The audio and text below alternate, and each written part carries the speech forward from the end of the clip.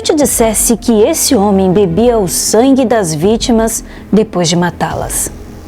Não, isso não é ficção, nem roteiro de filme de terror. Isso aconteceu de verdade, e aqui no Brasil. Eu sou a Yara e hoje no Crônica do Medo você vai conhecer a história real de Marcelo Costa de Andrade, um assassino frio, silencioso e com motivações que gelam a espinha. Essa é a história do vampiro de Niterói.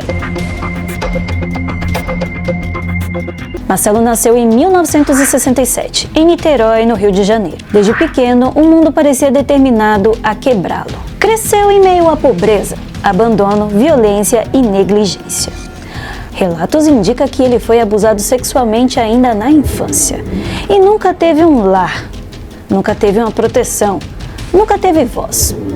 Na adolescência, Marcelo se aproximou de igrejas evangélicas e ali criou uma obsessão por pureza, salvação e punição.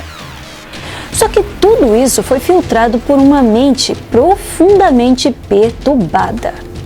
Ele acreditava que crianças eram puras sem pecado e que ao matá-las estaria garantindo que elas fossem direto para o céu.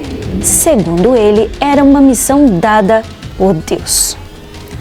E foi com essa lógica distorcida que ele começou a matar. No fim dos anos 80, Marcelo passou a atrair meninos de rua, garotos pobres, esquecidos, vulneráveis. Ele prometia comida, abrigo, dinheiro. Ganhava confiança e então levava as vítimas para matá-las em locais isolados. Ali, ele abusava dos meninos e depois os matavam por estrangulamento. Em alguns casos, cortava o pescoço das vítimas e bebia o sangue. Sim, literalmente. Marcelo dizia que aquilo era parte do ritual de purificação, que estava salvando aquelas almas e que recebia permissão divina para agir assim.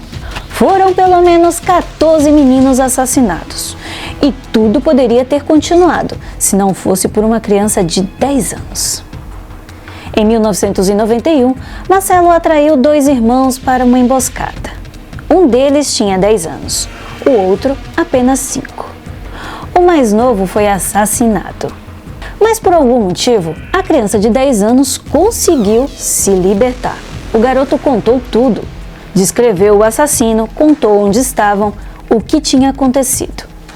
A polícia agiu rápido e prendeu Marcelo poucos dias depois. Na delegacia, ele confessou tudo com calma, sem medo, contou como matava, por que matava e disse que estava salvando aquelas crianças. Chegou a afirmar que via luz saindo do corpo das vítimas na hora da morte e que sentia paz. Após a avaliação psiquiátrica, Marcelo foi considerado inimputável, ou seja, não podia responder pelos crimes na justiça comum. Foi internado em um hospital psiquiátrico, mas em 1997, fugiu.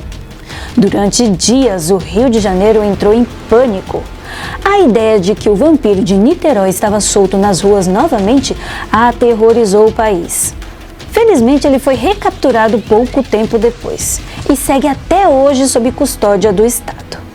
Marcelo não tinha presas, não dormia em caixões, não parecia um monstro.